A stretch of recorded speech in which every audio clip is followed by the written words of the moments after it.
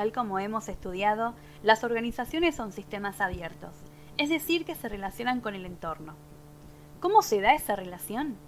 A través del vínculo con otras organizaciones, tanto del medio ambiente específico, como pueden ser clientes, proveedores, sindicatos, competidores, o del medio ambiente general, como es el caso de algunos organismos reguladores. ¿Para qué se relacionan entre sí las organizaciones? Por muchos motivos. Para intercambiar recursos, información, para crecer, para achicarse, delegando, por ejemplo, parte de su proceso productivo a otras organizaciones, para resolver problemas, aprovechar oportunidades, entre muchos otros motivos. Podemos decir entonces que las relaciones interorganizacionales son transacciones de recursos, flujos y vínculos relativamente perdurables entre dos o más organizaciones.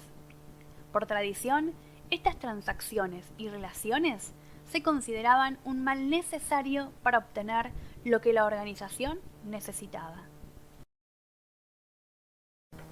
¿Cómo se relacionan entre sí las organizaciones? ¿Qué tipo de relaciones interorganizacionales existen? Las organizaciones tienen muchas maneras de establecer relaciones. Por ejemplo, designar proveedores favoritos, firmar acuerdos, asociarse, formar empresas conjuntas, recurrir a fusiones o adquisiciones y hasta establecer redes de colaboración. Haremos un recorrido por estas distintas formas de relacionarse según diferentes perspectivas.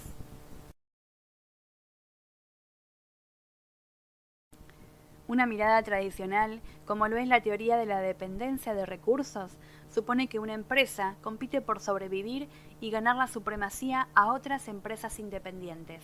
Pero esto ya no existe, puesto que toda organización sostiene y depende de otras para prosperar, y tal vez hasta para sobrevivir. Comencemos por la teoría de la dependencia de los recursos. Representa, como dijimos, la idea tradicional de las relaciones interorganizacionales. Esta teoría establece que las organizaciones tratan de minimizar su dependencia de otras para conseguir recursos importantes y de influir en el entorno para tener esos recursos. Según esta teoría, las empresas grandes e independientes tienen el poder sobre los proveedores pequeños.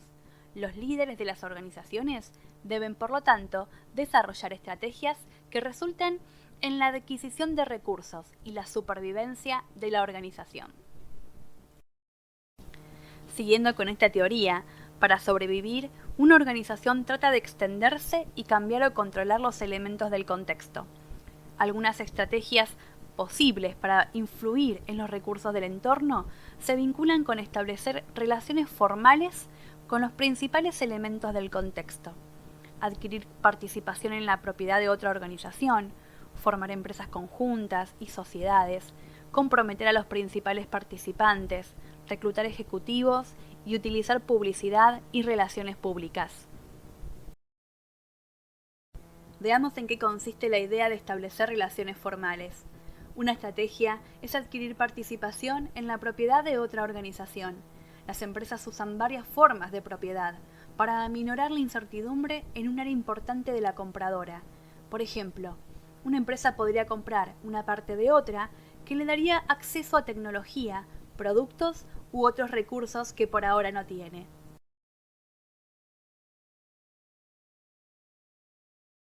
Algunas estrategias para adquirir participación en otra organización son la adquisición, que consiste en que una organización compra a otra y asume su control, como cuando Ford compró Volvo y Walmart compró al grupo inglés Asda. La fusión, que es la unificación de dos o más organizaciones en una sola unidad. Gracias a la fusión, las empresas combinan recursos y comparten riesgos para ser más competitivas. Un ejemplo es la fusión reciente entre Aerolíneas Argentinas y Austral. Cuando hay mucha complementariedad entre las líneas de negocio, ubicación o habilidades de dos empresas, es frecuente que opten por una alianza estratégica en lugar de la propiedad por fusión o compra. Estas alianzas se forman mediante contratos o negocios conjuntos que consisten en la unión de dos o más empresas con el objetivo de desarrollar un negocio o introducirse en un nuevo mercado durante un cierto periodo de tiempo y con la finalidad de obtener beneficios. Por ejemplo, las aerolíneas LATAM y Delta firmaron un negocio conjunto para compartir sus rutas interamericanas.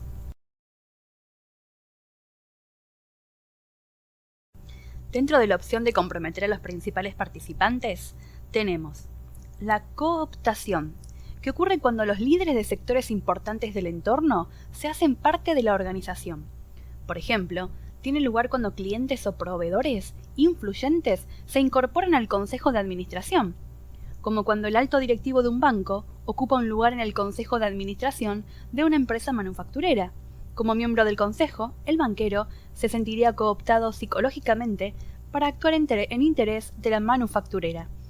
La interconexión de directores es un vínculo formal que ocurre cuando un miembro del consejo de administración de una empresa ocupa un lugar en el consejo de otra.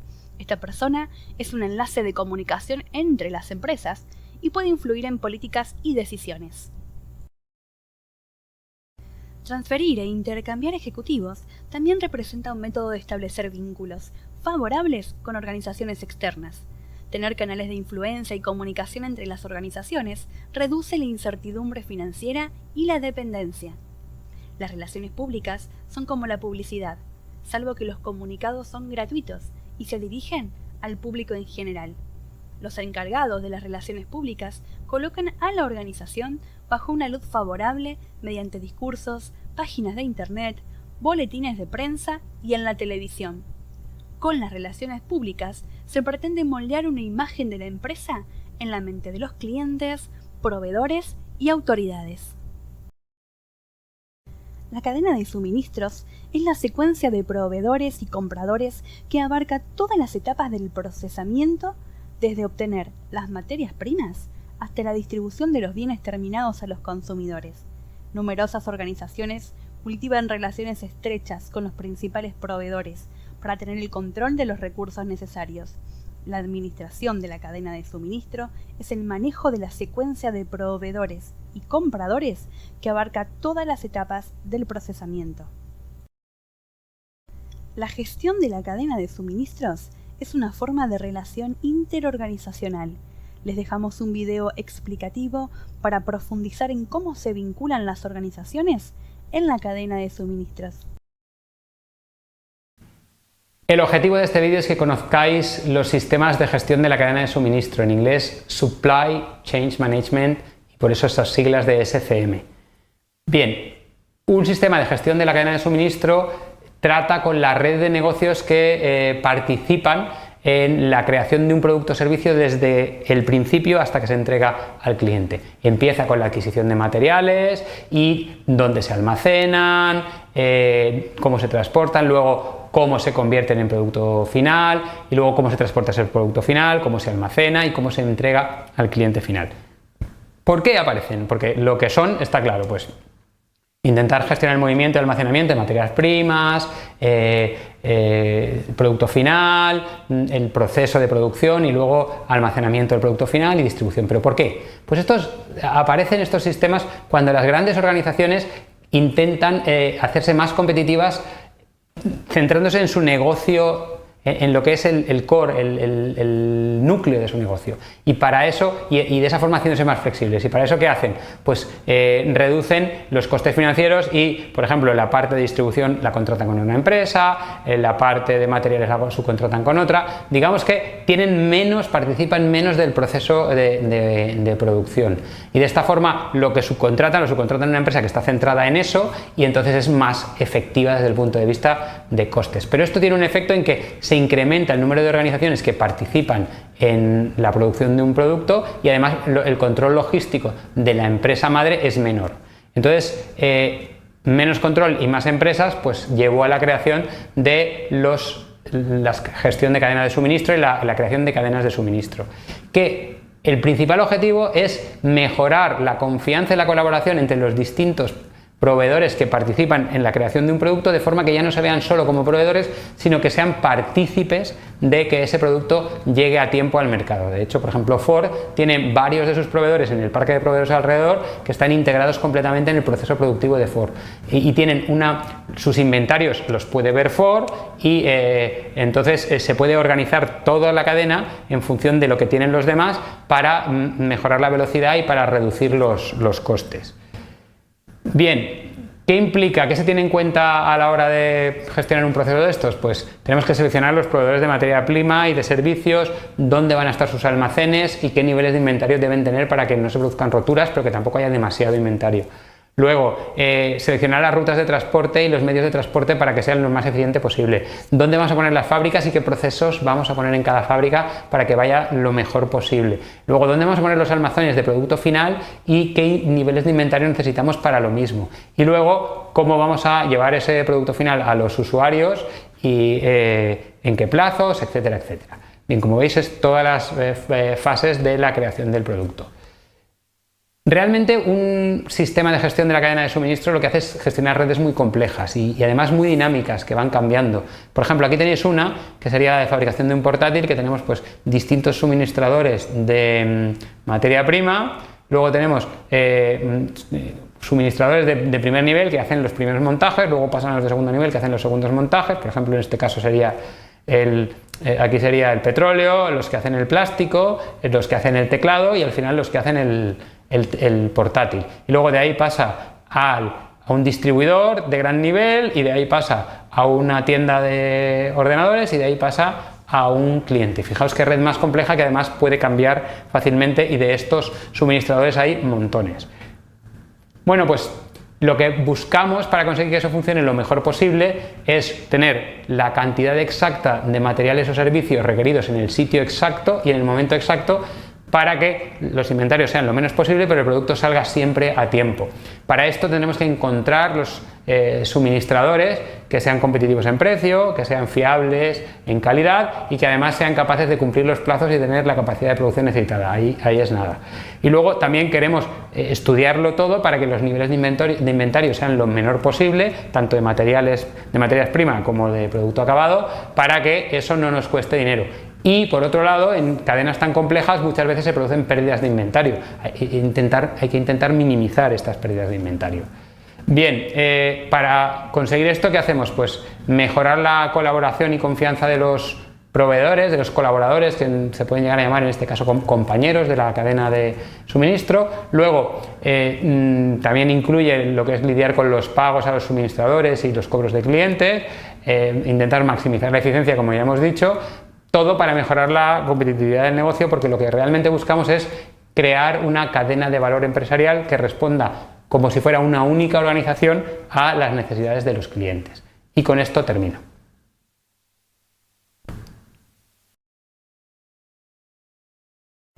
La vieja manera de administrar depende casi exclusivamente de roles de operación.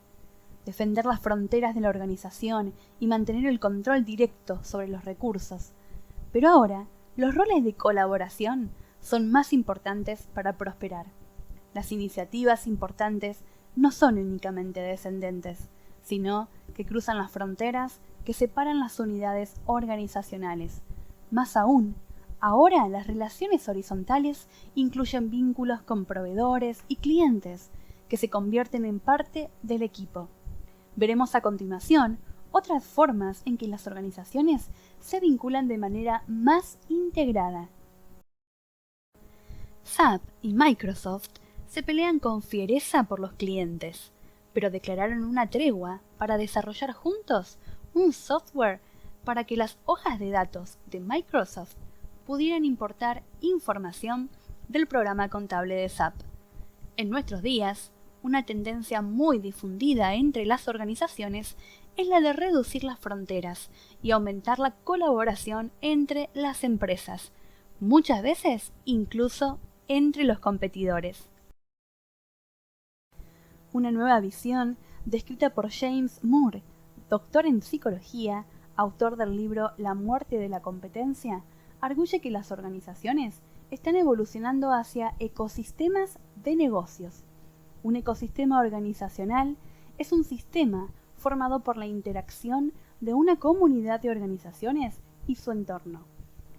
Un ecosistema cruza las líneas tradicionales de la industria. Las organizaciones que forman parte del ecosistema pueden pertenecer a diferentes sectores o actividades y cumplir distintas funciones en el mismo. Lo forman todos los agentes directos o indirectos que pertenecen a una población de organizaciones para superar las dificultades que surgen de la actuación individual. El ecosistema al que pertenecen las organizaciones tiene características sistémicas. Cuando se produce un cambio en alguno de sus elementos, influyen los demás elementos del sistema. En el mundo de los negocios, en la actualidad como en la naturaleza, aparecen nuevas especies, es decir, nuevos sectores y nuevas empresas que pueden reemplazar a las existentes en el ecosistema. El ecosistema lo forman los clientes, los mercados intermediarios, incluyendo agentes y canales de comercialización, y aquellos que venden productos y servicios complementarios, los proveedores de productos y de servicios complementarios, los proveedores de los proveedores, los clientes directos, los clientes de la empresa, las normas que orientan a los clientes y a los proveedores, los propietarios, los inversores, las asociaciones empresarias, los sindicatos y otros grupos de interés, las reparticiones del gobierno y organizaciones cuasi gubernamentales encargadas de los aspectos regulatorios, los competidores directos que compiten con la organización en cuestión y con las otras de la comunidad. La pregunta crucial que surge ante este contexto de cambio es cómo cambia la estrategia cuando se trabaja no desde un punto de vista organizacional, sino desde la estrategia de ecosistemas. Antes se pensaba trabajar internamente con los empleados como activo más importante de la estrategia. Ahora, adicionalmente, hay que buscar también conexiones y aliados hacia afuera. Y si uno carece de esos recursos, debe buscar unirse a otros actores que puedan ayudar a enfocarnos con los clientes, siempre con el fin de ofrecer un mejor servicio.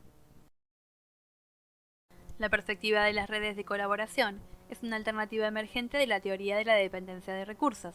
Las organizaciones se unen para ser más competitivas y compartir recursos escasos, o hacer alianzas para satisfacer demanda de clientes. ¿Por qué colaborar? Entre las razones clave están compartir riesgos, reducir costos, mejorar el perfil tecnológico, acrecentar las innovaciones, solucionar problemas y mejorar el desempeño. Los vínculos interorganizacionales proporcionan una especie de red salvavidas. Es a través de la red que pueden potenciarse los recursos de sus integrantes para generar alternativas en la resolución de conflictos.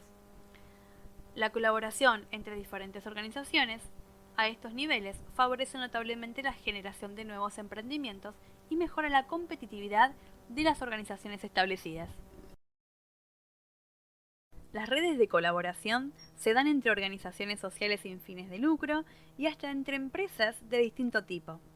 Este nuevo modelo se basa en la interdependencia y la confianza.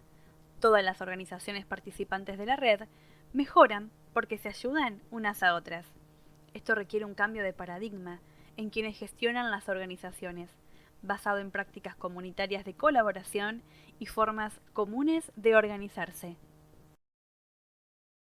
La competencia es otra forma de analizar las relaciones entre organizaciones, que surge de la fusión de dos palabras, por un lado, competencia, y por otro lado, cooperación.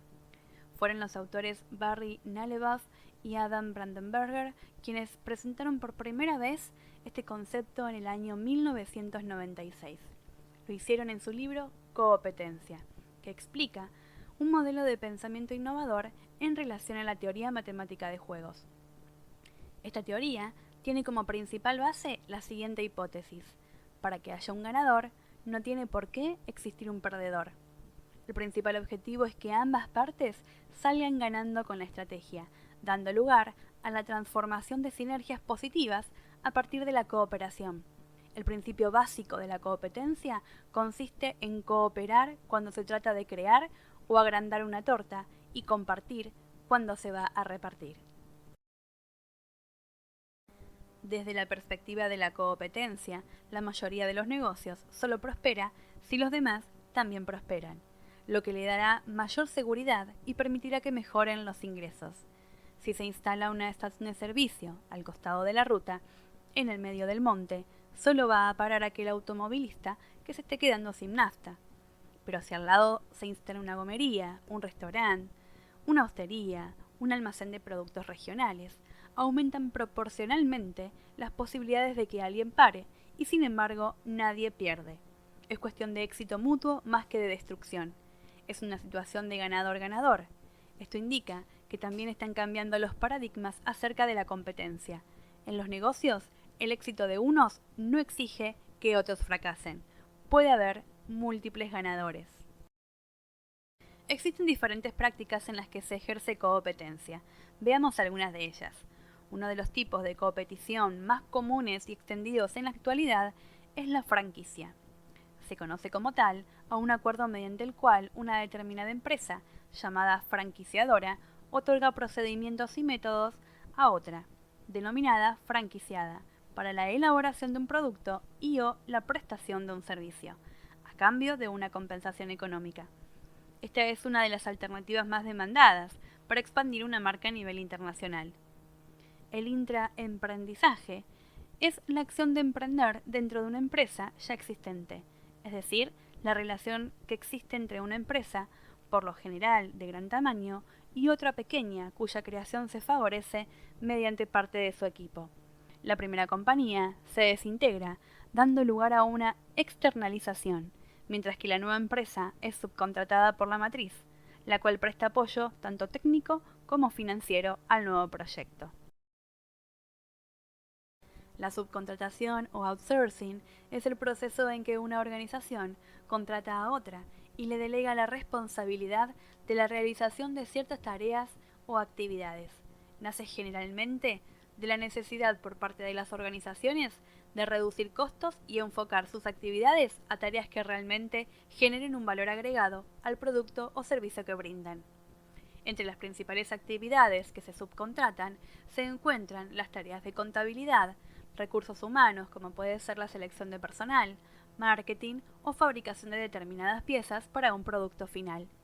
En cuanto a la licencia, es un acuerdo que se establece por contrato escrito, mediante el cual el licenciador otorga al licenciatario el uso de derechos o uso de propiedad industrial mediante patentes o derechos de autor, entre otros, a cambio de un beneficio económico. Un ejemplo de competencia es lo que ocurre con las ferias. La concentración en un mismo lugar de muchos productores atrae a más clientes. Los compradores, en lugar de tener que elegir solo un vendedor, con el riesgo de que no resulte el apropiado, pueden ver muchas cosas y hacer su elección una vez que chequearon diversas alternativas y precios. Al situarse juntos, los artesanos o los feriantes, aunque compitan para dividirse el mercado, se complementan para crear ese mercado. Hay varias razones para trabajar.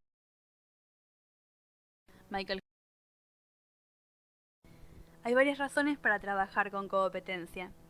Crear un nuevo mercado, compartir costos y lograr economías de escala, ofrecer productos relacionados, hacer una oferta integrada de productos similares que puedan complementarse, el endoso cruzado, que consiste en que si tu competidor no compite de forma real con tu mercado directo, pueden referirse entre sí sin que nadie pierda clientela. Esto funciona para dos empresas con productos diferentes, pero clientela similar, para aumentar el mercado para ambos. Tu competidor puede convertirse en tu inversionista y tal vez hasta terminen fusionados. Michael Hannan y John Freeman son los creadores de otra perspectiva sobre las relaciones interorganizacionales, la ecología poblacional. Este modelo se centra en la diversidad y la adaptación en una población de organizaciones. Se considera una población a un grupo de organizaciones dedicadas a actividades similares con esquemas parecidos de aprovechamiento de recursos y de resultados. Las organizaciones de una población compiten por recursos parecidos o clientes similares.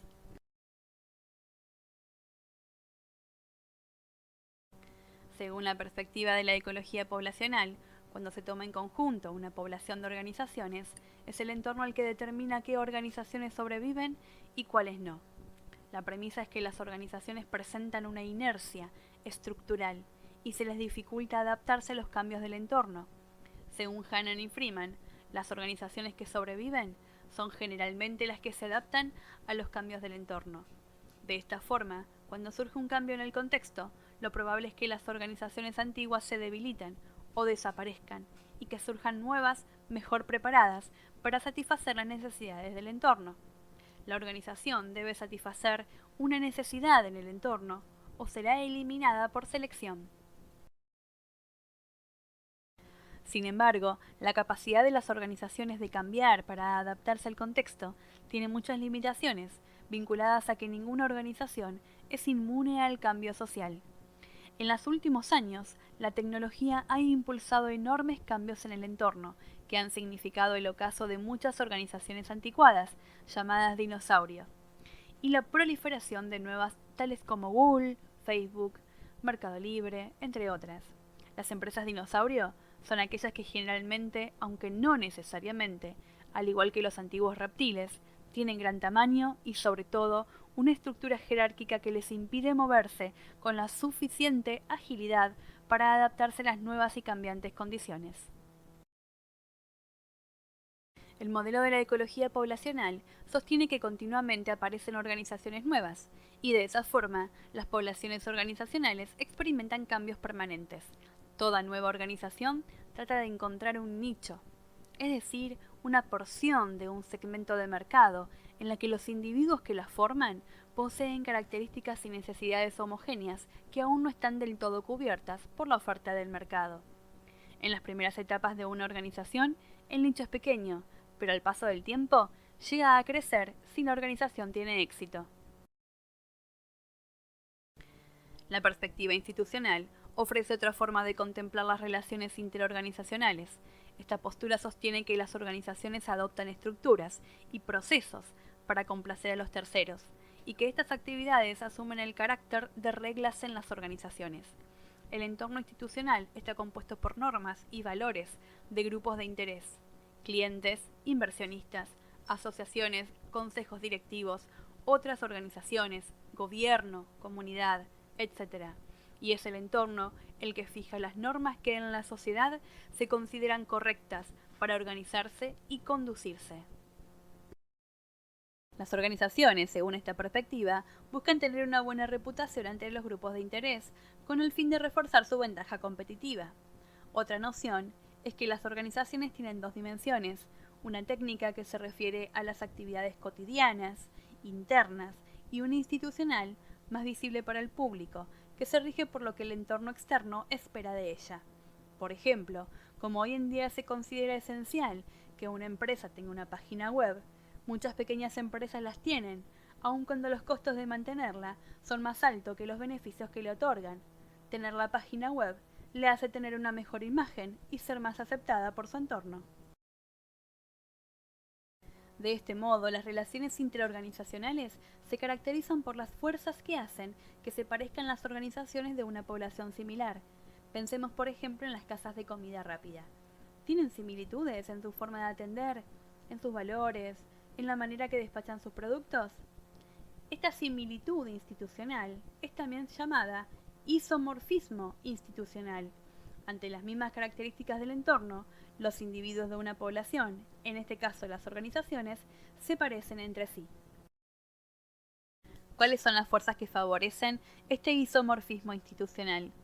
Algunas de ellas son llamadas fuerzas coercitivas y se refiere a las normas formales e informales impuestas por el gobierno, organismos normativos y otras organizaciones importantes de las que depende la empresa. Otras son llamadas fuerzas normativas y se refiere a normas impuestas por una comunidad profesional, como pueden ser las normas contables o las técnicas de marketing. Y otras son llamadas fuerzas miméticas y se refiere al efecto contagio, es decir, a que las organizaciones copian o siguen el ejemplo de lo que hacen otras en su sector, lo que también es conocido como benchmarking.